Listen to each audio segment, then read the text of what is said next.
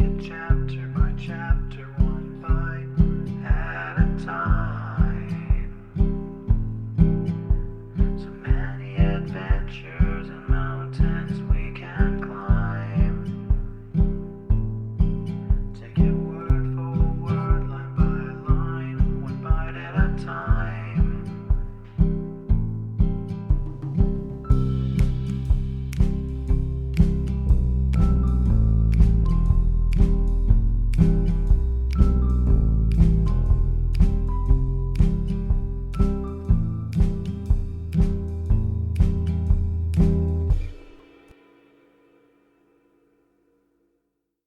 Welcome to Bite at a Time Books, where we read you your favorite classics one bite at a time.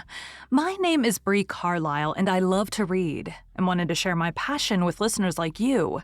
If you like the podcast, join our Facebook group, biteatatimebooks.com/Facebook group. Be sure to follow my show on your favorite podcast platform so you get all the new episodes. You can find most of our links in the show notes, but also our website, biteatatimebooks.com, includes all of the links for our show, including to our Patreon to support the show, and YouTube, where we have special behind the narration of the episodes. We are part of the Bite at a Time Books Productions Network. If you'd also like to hear what inspired your favorite classic author to write their novels, and what was going on in the world at the time, check out the Bite at a Time Books Behind the Story podcast, wherever you listen to podcasts. Today we'll be continuing The Phantom of the Opera by Gaston Leroux. Chapter 13. A Master Stroke of the Trapdoor Lover. Raoul and Christine ran, eager to escape from the roof and the blazing eyes that showed only in the dark, and they did not stop before they came to the 8th floor on the way down. There was no performance at the opera that night, and the passages were empty. Suddenly, a queer-looking form stood before them and blocked the road. "No, not this way!" And the form pointed to another passage, by which they were to reach the wings. Raoul wanted to stop and ask for an explanation, but the form, which wore a sort of long frock coat and a pointed cap, said, "Quick, go away quickly!" Christine was already dragging Raoul, compelling him to start running again. "But who is he? Who is that man?" he asked. Christine replied, "It's the Persian. What's he doing here? Nobody knows. He's always in the opera. You're making me run away for the first time in my life.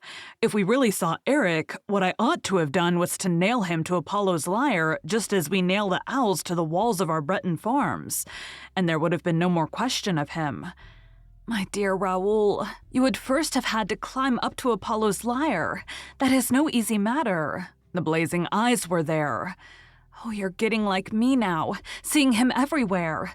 What I took for blazing eyes was probably a couple of stars shining through the strings of the lyre." And Christine went down another floor, with Raoul following her. "As you've quite made up your mind to go, Christine, I assure you it would be better to go at once. Why wait for tomorrow? He may have heard us tonight." No, he's working. I tell you, at his Don Juan triumphant and not thinking of us." "You're so sure of that, you keep on looking behind you. Come to my dressing room. Hadn't we better meet outside the opera?" "Never till we go away for good. It would bring us bad luck if I did not keep my word. I promised him to see you only here." "It's a good thing for me that he allowed you even that. Do you know," said Raoul bitterly, "that it was very plucky of you to let us play at being engaged?"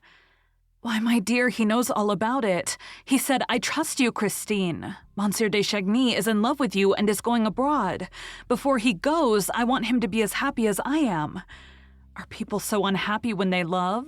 "Yes, Christine, when they love and are not sure of being loved." They came to Christine's dressing room. "Why do you think that you're safer in this room than on the stage?" asked Raoul. "You heard him through the walls here, therefore he can certainly hear us." "No, he gave me his word not to be behind the walls of my dressing room again, and I believe Eric's word. This room and my bedroom on the lake are for me exclusively and not to be approached by him."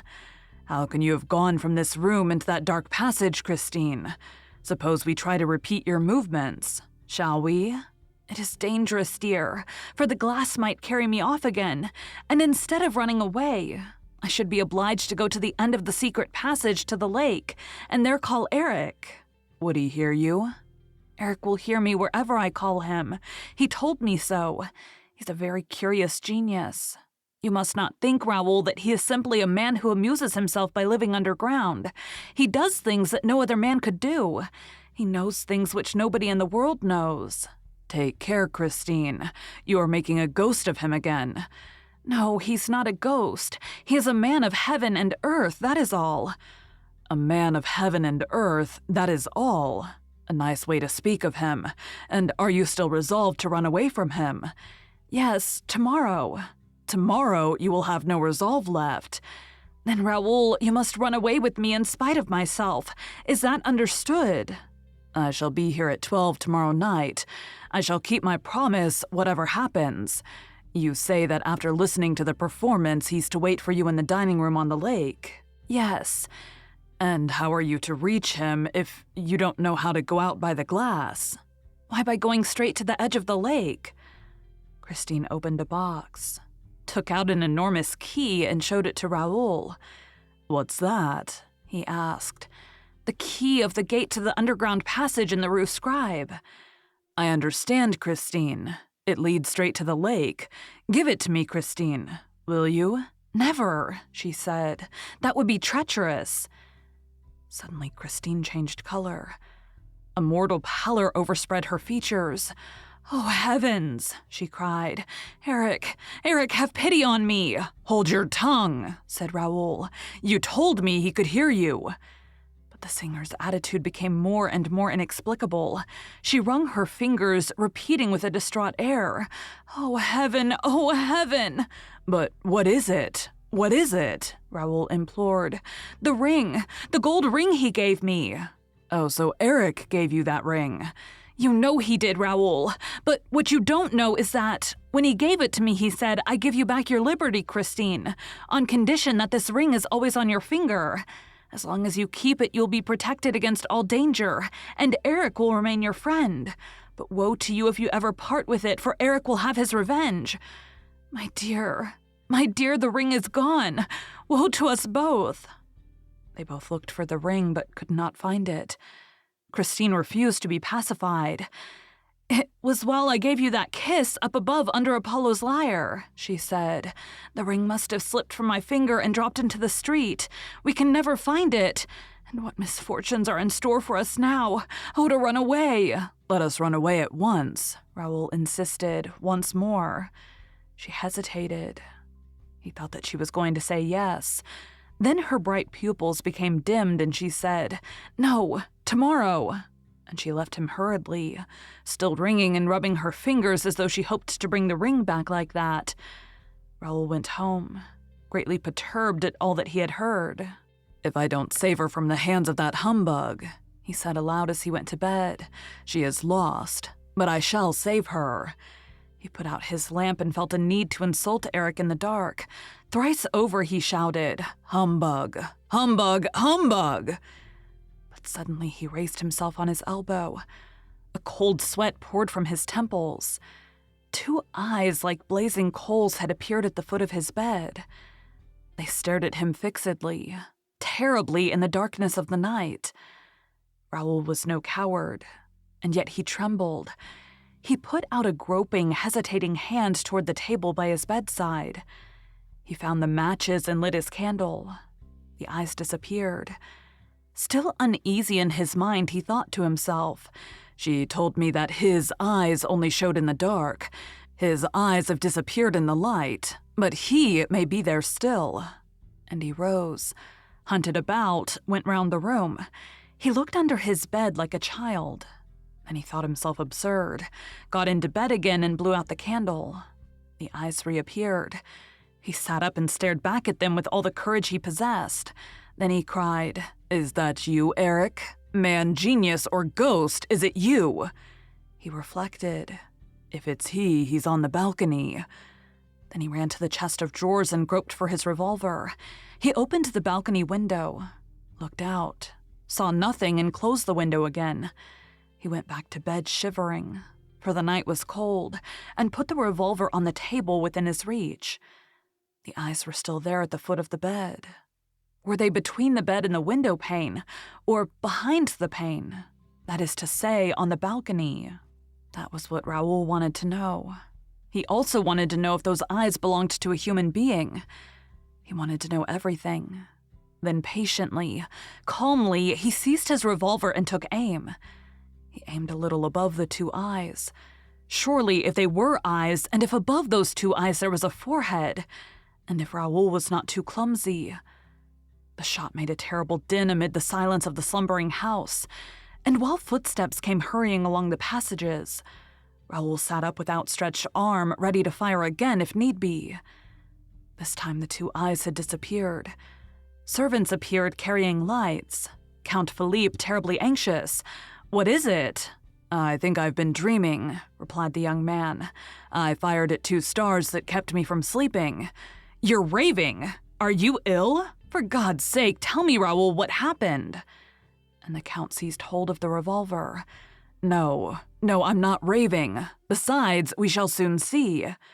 He got out of the bed, put on a dressing gown and slippers, took a light from the hands of a servant, and opening the window, stepped out on the balcony. The Count saw that the window had been pierced by a bullet at a man's height.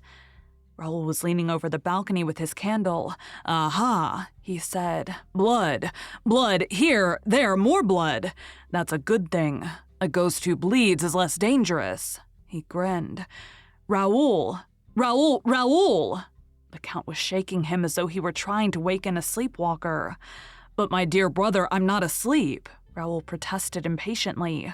"You can see the blood for yourself. I thought I had been dreaming and firing at 2 stars. It was Eric's eyes, and here is his blood. After all, perhaps I was wrong to shoot, and Christine is quite capable of never forgiving me. All this would not have happened if I had drawn the curtains before going to bed. Raoul, have you suddenly gone mad? Wake up!" "What, still? You would do better to help me find Eric, for after all, a ghost who bleeds can always be found." The Count's valet said, "That is so, sir. There is blood on the balcony." The other man's servant brought a lamp, by the light of which they examined the balcony carefully. The marks of blood followed the rail till they reached a gutter spout. Then they went up the gutter spout. "My dear fellow," said Count Philippe, "you fired at a cat." "The misfortune is," said Raoul with a grin, "that it's quite possible. With Eric you never know. Is it Eric? Is it the cat? Is it the ghost? No, with Eric you can't tell." Raoul went on making this strange sort of remarks, which corresponded so intimately and logically with the preoccupation of his brain, and which at the same time tended to persuade many people that his mind was unhinged. The Count himself was seized with this idea, and later the examining magistrate, on receiving the report of the commissary of police, came to the same conclusion. "Who is Eric?" asked the Count, pressing his brother's hand.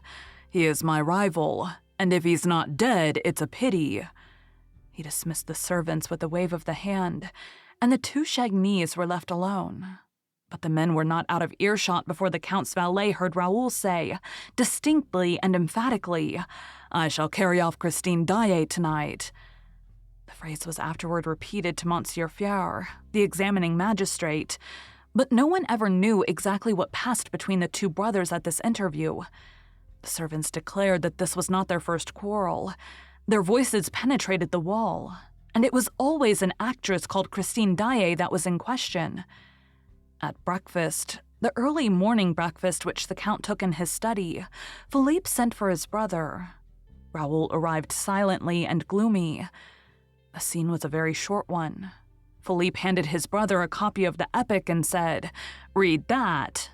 The Viscount read, "The latest in the news of Faubourg is that there is a promise of a marriage between Mademoiselle Christine Daae, the opera singer, and Monsieur le Viscount Raoul de Chagny.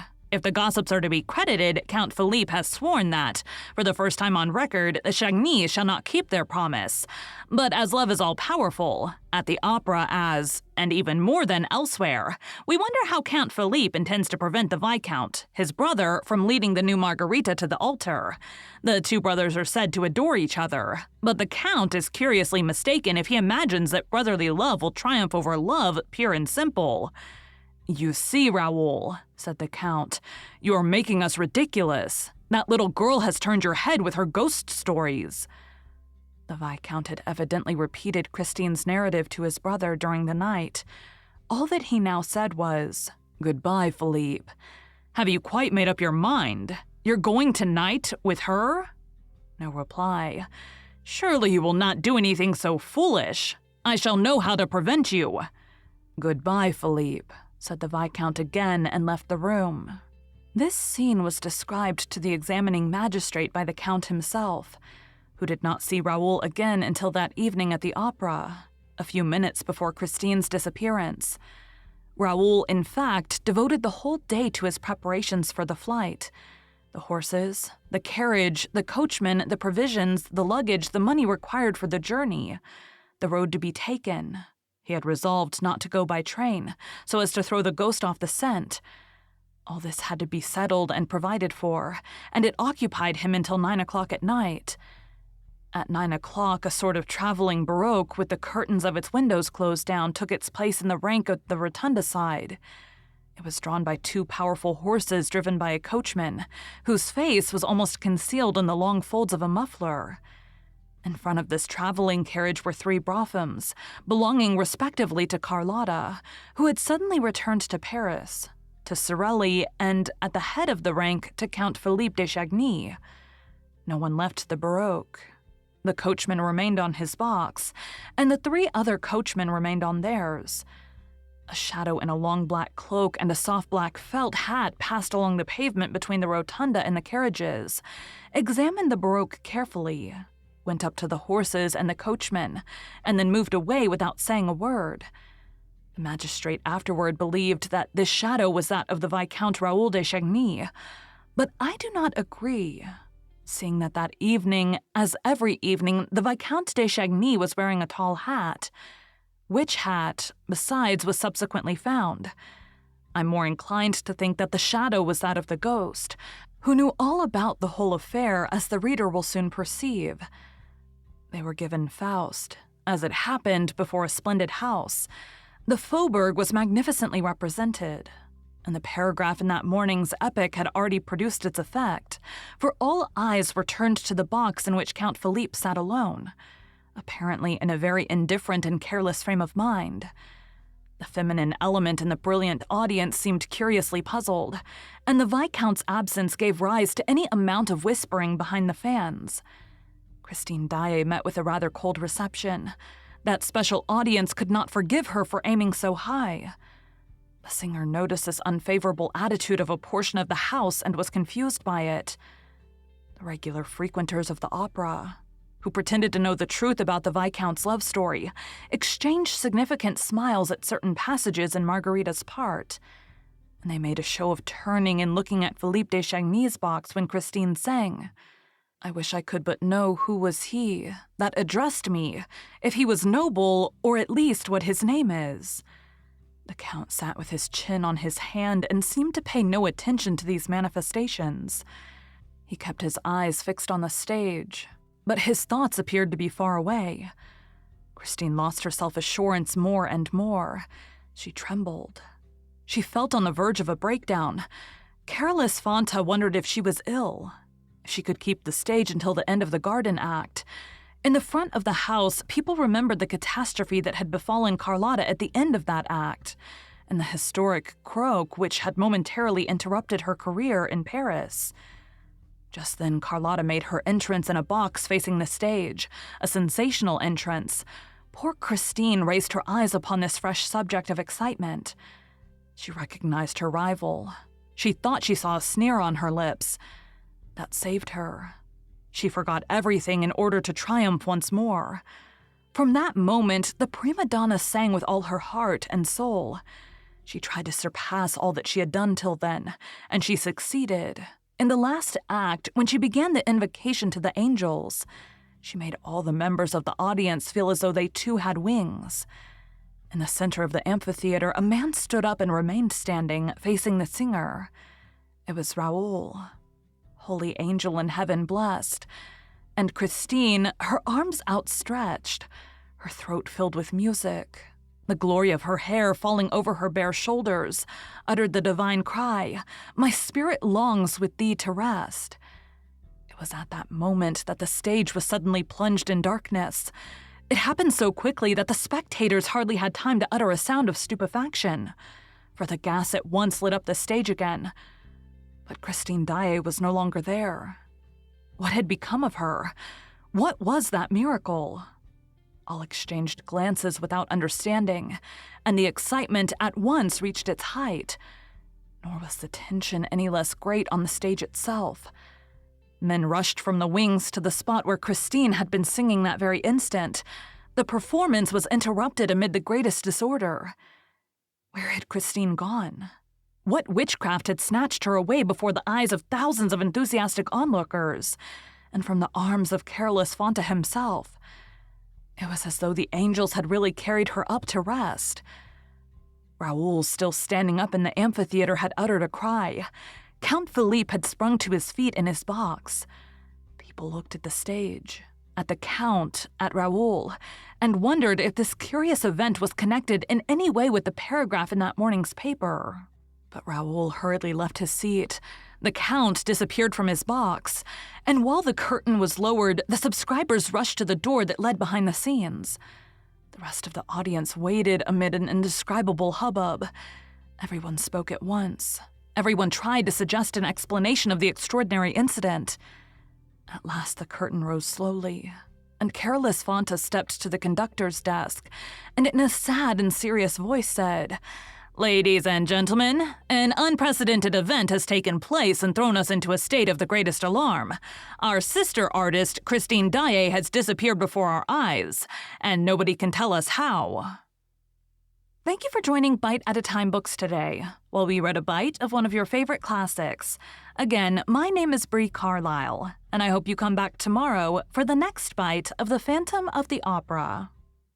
Don't forget to join our Facebook group, biteatatimebooks.com/Facebook group, to hang out with other classic novel-loving friends. You can check out the show notes or our website, biteatatimebooks.com, for the rest of the links for our show.